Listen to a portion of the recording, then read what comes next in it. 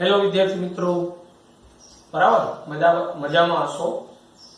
આજનો આપણો lecture chemistry crash course માં આગળ વધીએ તો દ્રવ્ય અવસ્થાઓ, બરાબર 11મા ધોરણનું આપણું ચેપ્ટર દ્રવ્ય અવસ્થા. એમાં આપણે વાત કરવાની છે વાયુ અને પ્રવાહી. એમાં ફર્સ્ટ આપણે વાત કરીશું વાયુ. દ્રવ્યની ત્રણ અવસ્થાઓ, ઘન, પ્રવાહી, વાયુ મુખ્ય. આ સિવાયની બે છે, બોલ્સ-આઇન્સ્ટાઇન કન્ડેન્સન અને પ્લાઝ્મા. વાયુ અવસ્થામાં વાત કરીએ તો વાયુના નિયમો. વાયુના નિયમોમાં બોલ, ચાર્લ્સ અને ગેલ્યુસેક. એમાં બોલનો નિયમ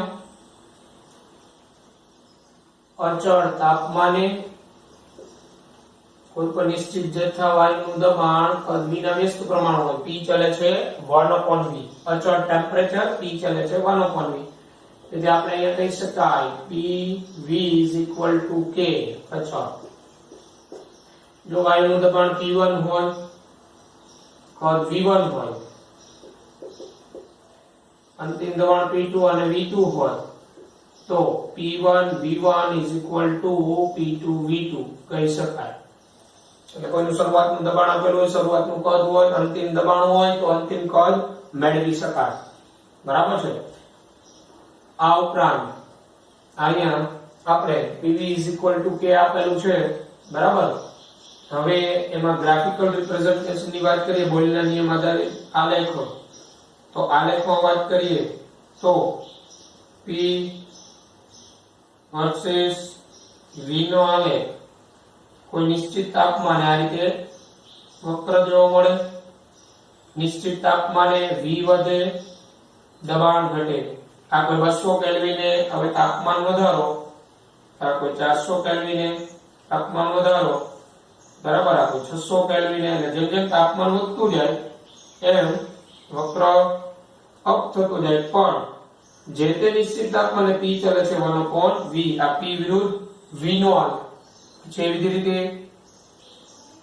P વર્સિસ 1/V નો આલેખ. તો P વર્સિસ 1/V નો આલેખ જે તે તાપમાને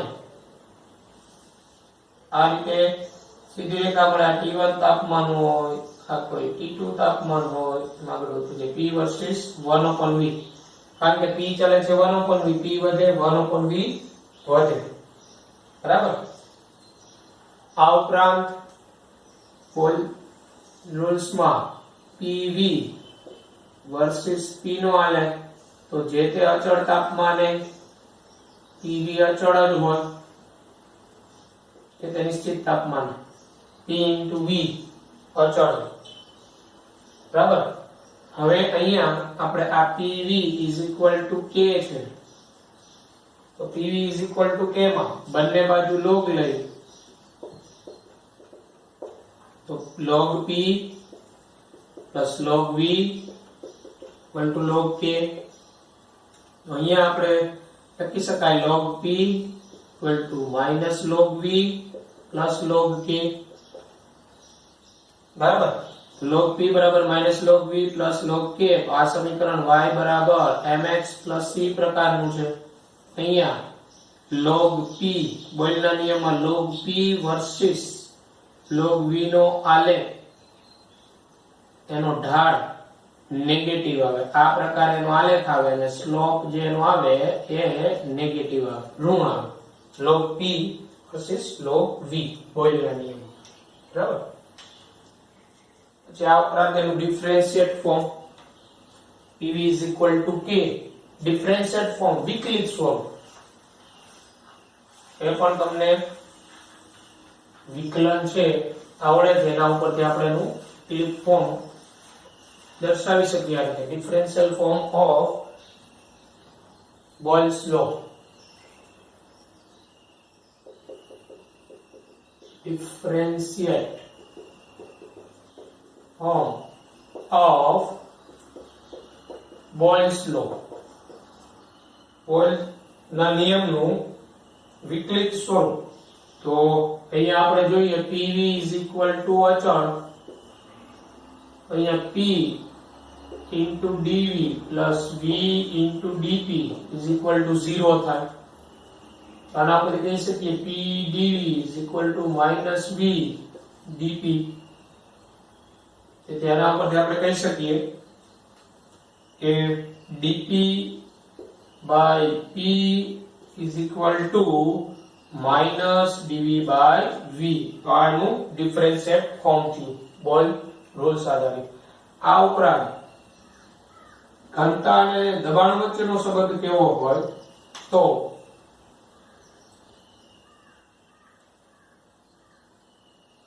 ઘનતા અને દબાણ વચ્ચેના સંબંધમાં વાત કરીએ આપણે તો ખૂબ દબાણ વધે તો ઘનતામાં ફેરફાર થાય. એટલે આ રિલેશન આવશે P અને D વચ્ચે. P ચલે છે D નો તો P ચલે છે D. આના ઉપરથી આપણે કહી શકાય D1 on P1 is equal to D2 upon P2. કારણ કે P is equal to KD. P બરાબર આપણે KD મૂકીએ તો P by D is equal to K અચળ થાય ને. P1 upon D1 is equal to P2 upon D2.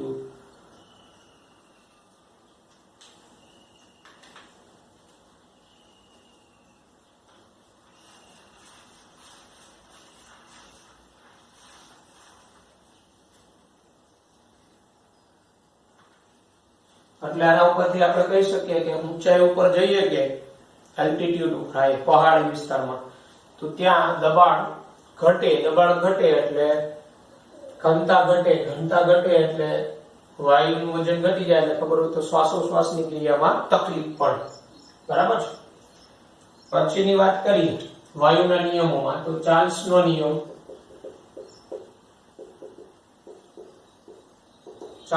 નિયમ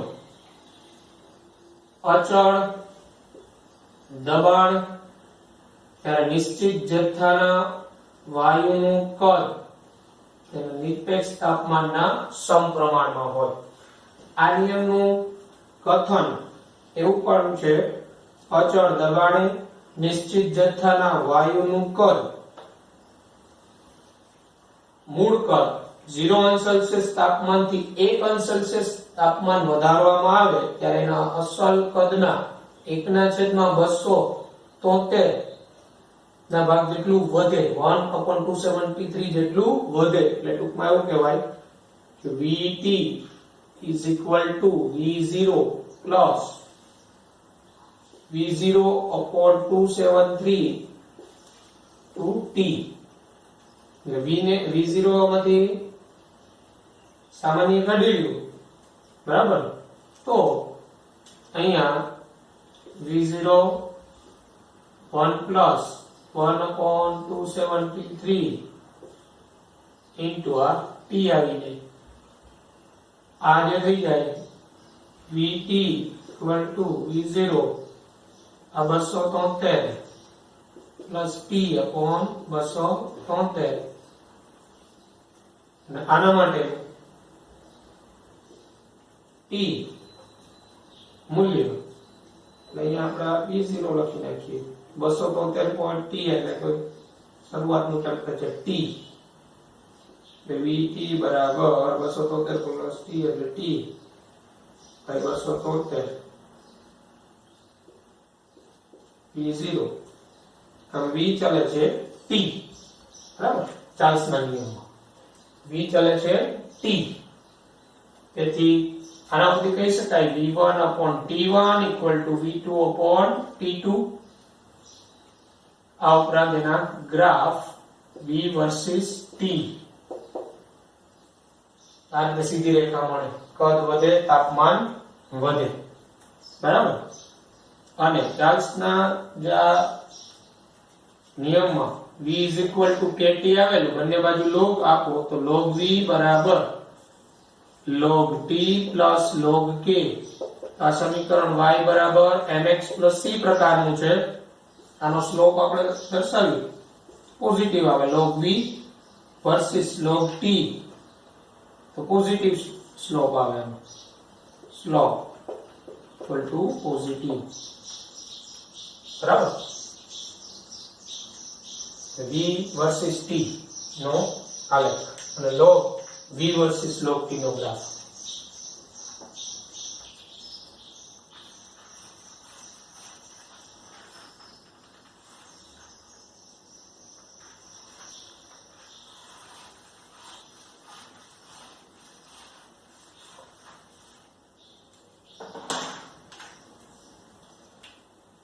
તો આ differentiate form of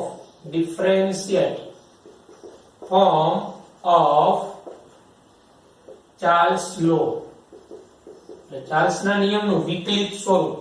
તો આપણે જોઈએ v બરાબર kt, તો અહીંયા dv by dt is equal to k અચળ, તથા t ચલે છે v હોય તો t is equal to kv થાય.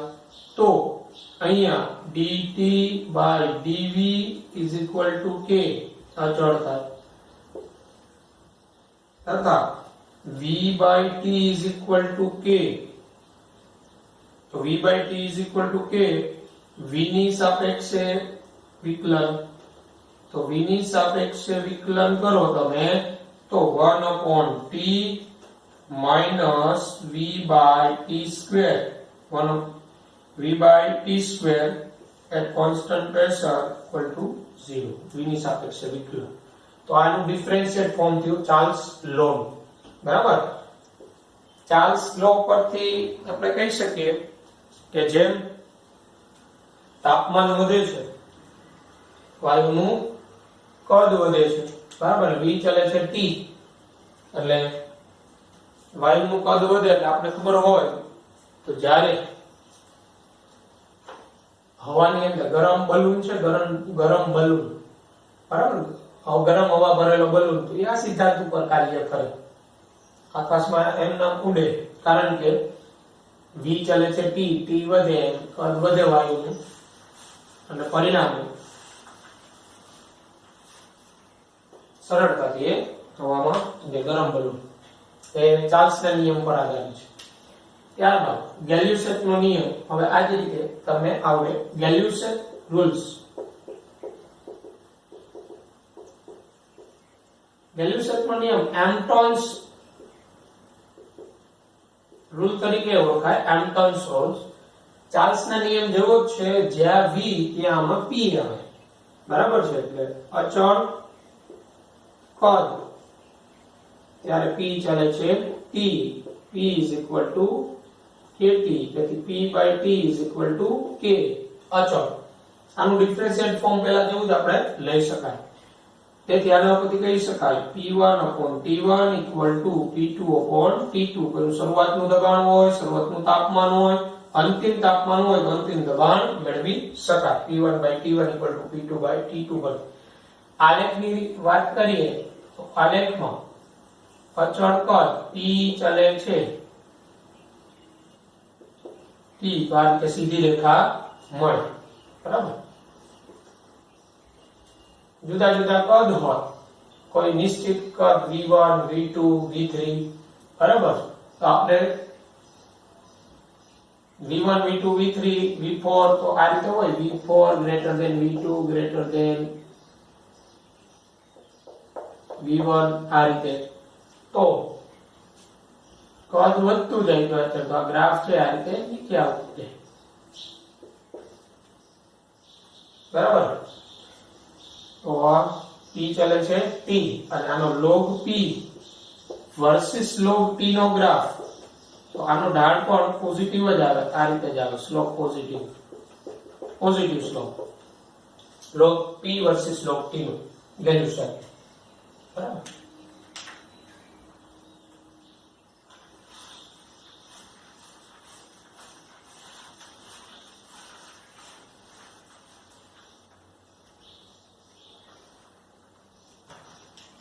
ત્યારબાદ આઈડિયલ ગેસ ઇક્વેશન આપણે ખબર છે, આદર્શ વાયુ સમીકરણ. આદર્શ વાયુ સમીકરણ આપણે PV is equal to nRT. PV is equal to nRT. હવે એના પછી P અને D વચ્ચેનો સંબંધ. દબાણ અને ઘનતા વચ્ચેનો સંબંધ મેળવીએ તો n બરાબર વજન છેદમાં આણ્વીય દળ, તેથી PV n છેદમાં FRT. અહીં v ને હું અહીંયા છેદમાં આવવા દઉં તો m/v m/RT. m/v જેને આપણે ડેન્સિટી કહેવાય, ઘનતા, તેથી P બરાબર dRT/m. આ દબાણ અને ઘનતા વચ્ચેનો સંબંધ થયો. પછી સંયુક્ત વાયુ સમીકરણ તમને આવડે છે. સંયુક્ત વાયુ સમીકરણ PV/T = K, P1V1/T1 = P2V2/T2. આ સંયુક્ત વાયુ સમીકરણ છે. બરાબર. પછી એક કન્સેપ્ટ, જે પાત્રમાં ભરેલી હવા માટેનો, બરાબર, પાત્રમાં ભરેલી હવા હોય તો એનું કદ શું હોય?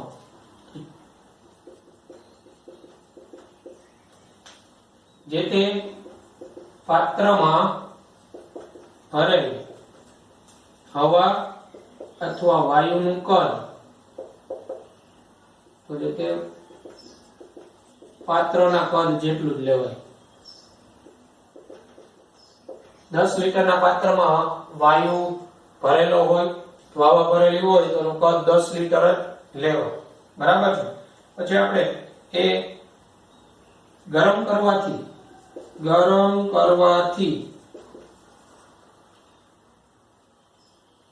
પાત્ર છોડી ને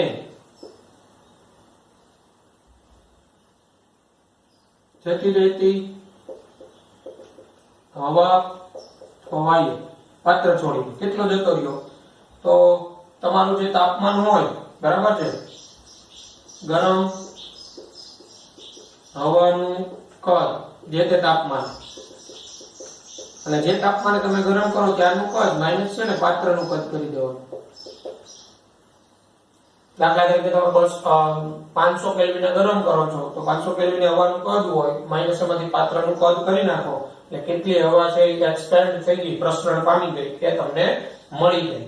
અને percentage of expelled air એટલે percentage પ્રસરણ પામતી હવાનું કદ, બરાબર. તો પાત્ર છોડીને જતી રહેતી હવાનું કદ કે વાયુનું કદ ની ટકાવારી, અને ટકાવારીનું સૂત્ર શું આવે? તો દૂર થયેલ હવાનું કદ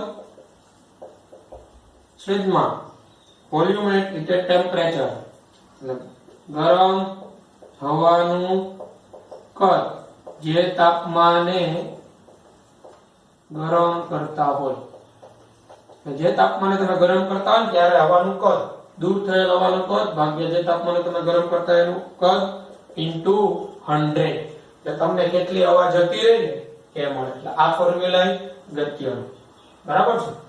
પછી વાયુના નિયમોમાં આગળ વધીએ. નિયમોમાં ડાલ્ટનનો આંશિક દબાણનો નિયમ, ડાલ્ટનનો આંશિક દબાણનો નિયમ.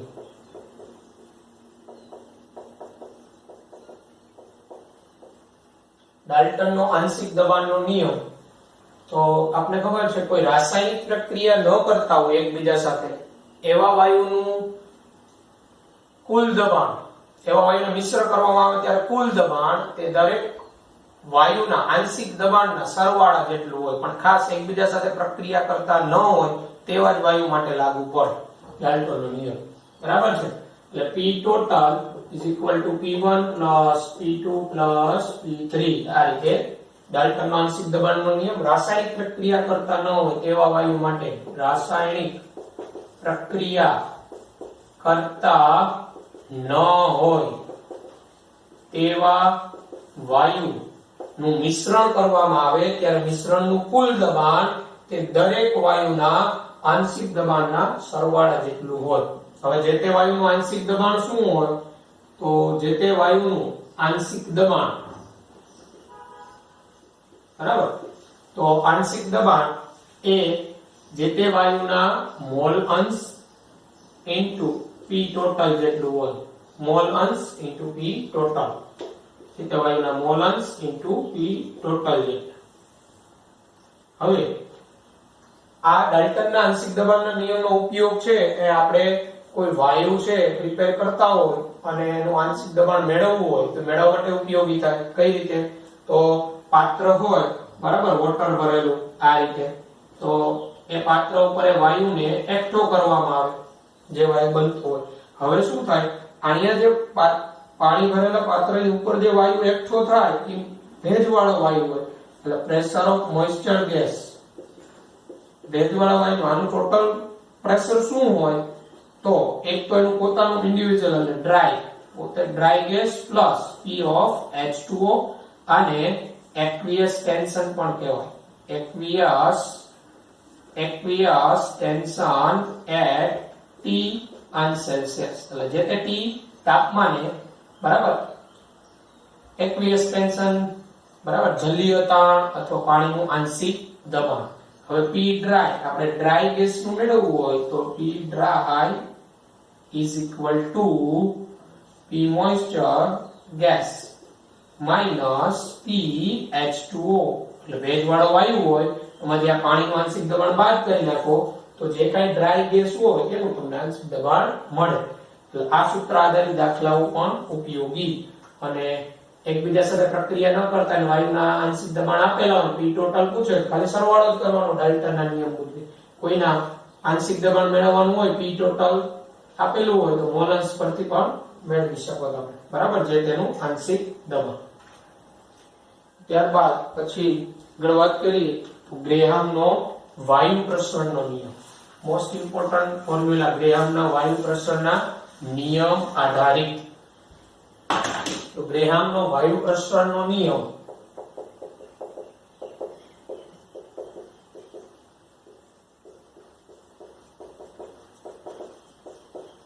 ગ્રેહામના વાયુ પ્રસરણના નિયમ પરથી તો નિશ્ચિત જથ્થાના વાયુ છે કોઈ તાપમાન અને દબાણની સમાન પરિસ્થિતિમાં પ્રસરણ પામતો હોય ત્યારે બરાબર તાપમાન અને દબાણ તો નિશ્ચિત જથ્થાના વાયુનો પ્રસરણ દર R એની ઘનતાના વર્ગમૂળના વ્યસ્ત પ્રમાણમાં હોય, એની ઘનતાના વર્ગમૂળના વ્યસ્ત પ્રમાણમાં હોય. R ચલે છે 1/√d, d is equal to ઘનતા, R is equal to પ્રસરણ દર, rate of diffusion. હવે જો કોઈ વાયુ એકનો પ્રસરણ દર હોય, વાયુ એકની ઘનતા આપેલી હોય, બંનેની ઘનતા હોય તો બીજાનો પ્રસરણ દર મેળવી શકાય. આના પરથી R1/R2 is equal to d2/d1 કહેવાય. વળી જ્યાં d હોય એના આણ્વીય દળના સમપ્રમાણમાં હોય મોલર દળના, તેથી R1/R2 is equal to m2/m1 બરાબર છે. જ્યાં આ m છે એ મોલર દળ છે, મોલર માસ. દબાણ સાથેનો સંબંધ બરાબર, તો R ચાલે છે P હોય, દબાણ આમ વધે, પ્રસરણ દર વધે, તેથી R1/R2 equal to P1/P2 √d2/d1, તો P1/P2 √m2/m1. દબાણ સાથેનો સંબંધ સમપ્રમાણમાં R ચાલે છે P. હવે આ ઉપરાંત પ્રસરણ દરની વ્યાખ્યા આ રીતે પણ આપી શકાય, એકમ સમયમાં પ્રસરણ પામેલ વાયુનું કદ એને પણ પ્રસરણ દર કહેવાય. એટલે R is equal to V/T, એકમ સમયે પ્રસરણ પામેલા વાયુનું કદ એ વાયુનું પ્રસરણ દર કહેવાય. આના પરથી જો R1 બરાબર V1/T1, R2 is equal to V2/T2, તો R1/R2 equal to V1/V2 into T2/T1. જો V1 equal to V2 તો R1/R2 equal to T2/T1. કોઈ એક વાયુને પ્રસરણ પામવા માટે લાગતો સમય આપેલો હોય, બીજા વાયુને પ્રસરણ પામવા માટે લાગતો સમય આપેલો, પ્રસરણ દર પૂછે તો આ સૂત્રથી મેળવી શકાય. અને જો T1 ઇક્વલ ટુ T2 હોય સમાન સમયે, બરાબર, એક વાયુનું કદ આપેલું, બેનો પ્રસરણ દર હોય તો બીજોનું કદ કેટલું મળી શકાય? R1 by R2 equal to V1 by V2, બરાબર. તો આ બધા જે છે ગ્રેહામના વાયુ પ્રસરણના નિયમ આધારિત ફોર્મ્યુલા છે. આ ફોર્મ્યુલા દાખલાની અંદર પણ મોસ્ટ ઇમ્પોર્ટન્ટ, વ્યવસ્થિત કરી નાખવાના. આપણે પેટર્નના દાખલા જોશું તો ખ્યાલ આવશે ગ્રેહામના વાયુ પ્રસરણના નિયમ આધારિત દાખલાઓ, બરાબર છે.